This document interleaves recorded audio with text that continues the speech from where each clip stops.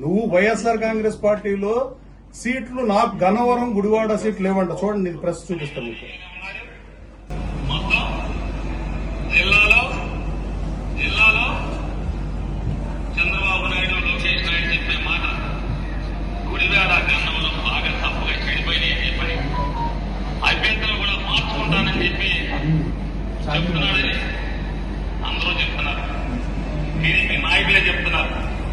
కాబట్టి మీరు ఆల్రెడీ గుడివాడ గన్నవరం దివాళా కేసులు కాబట్టి జాగ్రత్తగా మీరు కళ్ళల్లో ఒడ్లున్నాయి ఏమున్నాయి జాగ్రత్తగా పోగేసుకుని సంతుల్లోకి స్టడీ చేసుకోండి. మీరు అందరూ గుడివాడ వాళ్ళని చేసి చెప్తూ నాకు ఈ అవకాశం ఇచ్చినటువంటి కొడాల నాని గారికి మరొకసారి ఒకే నాని కొడాల నాని గారి నాయకత్వం, ఒకే నాని కొడాల నాని గారి నాయకత్వం. అసలు బుద్ధుందా పేరుందా నీ గారిని అడుగుతున్నా. నేను సీట్ ట్రై చేశానా? 94లో నువ్వు ఆంధ్ర భవన్కి వెళ్ళి సీట్ ట్రై చేసి నువ్వు నిజం కాదా? కనీసం కాంగ్రెస్ పార్టీ టికెట్ రాకపోతే బీఎస్పీ టికెట్ మీద పోటీ చేద్దాం అనుకుంది నిజం కాదా? ఇవాళ పాలడు వెంకటరావు మరణించాడు కానీ పార్థసారథి గారు మంత్రిగా ఉన్నాడు. ఇది వాస్తవమా కాదా? సీటు కోసం నీ తండ్రి రాజకీయ చరిత్ర ఉన్నా నువ్వు సీటు కోసం ఢిల్లీలో తిరిగింది కాదా? నేను ఎక్కడా సీటు కావాలని తిరగలా. ముమ్మాటికి మీడియా సాక్షిగా చెబుతున్నా.